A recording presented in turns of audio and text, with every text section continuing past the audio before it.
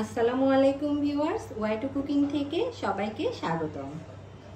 আজকে আমার বাচ্চার 6 মাস পূর্ণ হলো, অর্থাৎ 180 দিন পূর্ণ হয়ে আজকে 181তম দিন। তো আজকে আমার বাচ্চাকে আমি সলিড শুরু করব, আর এই জন্য আমাদের আসলে কিছু কেনাকাটা করা লেগেছে। বাচ্চার কেনাকাটার কোনো শেষ নেই।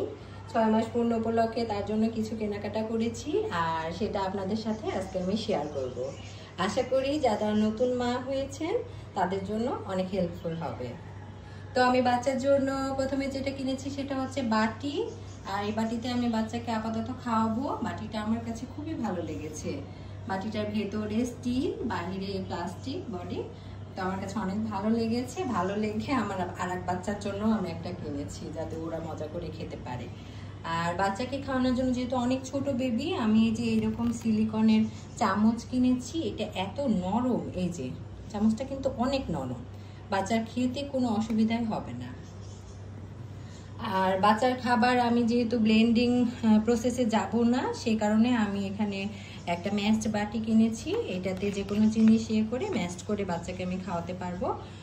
আমার কাছে মনে হয় ম্যাশড করে খাওয়ালে বাচ্চার জন্য ভালো হয়, না হলে পরবর্তীতে দানাদার খাবারে অভ্যস্ত হতে বাচ্চার অনেক কষ্ট হয়ে যায়। আর আমার বাচ্চা ফুললি বেস্ট ফিডিং বেবি। এই 6 মাস আমার বাচ্চাকে আমি শুধু বেস্ট ফিডিং করিয়েছি, কোনো পানি পর্যন্ত আমার বাচ্চাকে আমি খাওয়াইনি।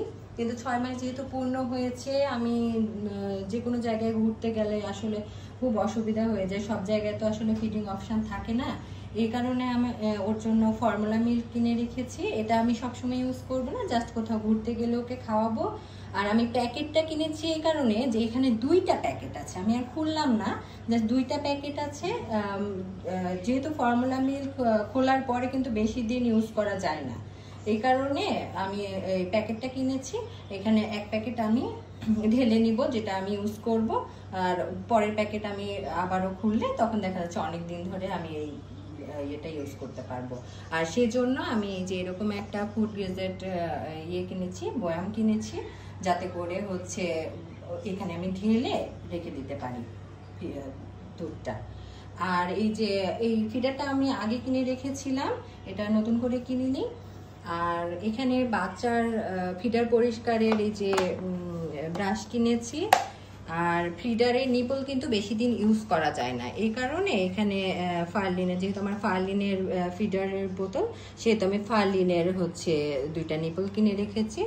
পরবর্তীতে আমি আবার এটা 6 মাসের উপযোগী নিপল, কিন্তু নিপলগুলা কিন্তু আমাদের মাস অনুযায়ী কিনতে হয়, তো সে কারণে আমি 6 মাসের উপযোগী নিপল কিনেছি ওর জন্য।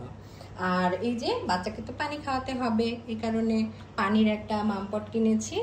এই যে এটা এত সুন্দর নরম, বাচ্চা মানে ফিডারের মতো করে খেয়ে নিতে পারবে। 2টা ছিদ্র আছে, আশা করি বাচ্চার কোনো অসুবিধা হবে না। তারপরেও এটাতে যদি অসুবিধা হয় আমি পরবর্তীতে আপনাদের রিভিউ দিব যে হ্যাঁ আমার বাচ্চার অসুবিধা হচ্ছে, খেতে পাচ্ছে না।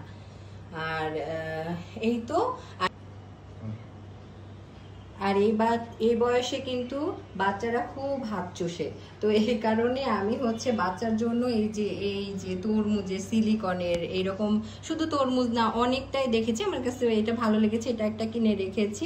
ওই মাঝে মাঝে যদি ও কান্নাকাটি করে ওর হাতে দিয়ে রাখবো, ও হাত না চুষে এটা একটু পরিষ্কার করে হাতে দিয়ে রাখলে এটা একটু চুষাচুষি করতে পারবে, এইটাই। এই তো এইসব কিনেছি। আরো অনেক কিছুই কিনতে মন চায়, কিন্তু ওইগুলো অত প্রয়োজন আমার কাছে মনে হয়নি, এই কারণে কিনিনি।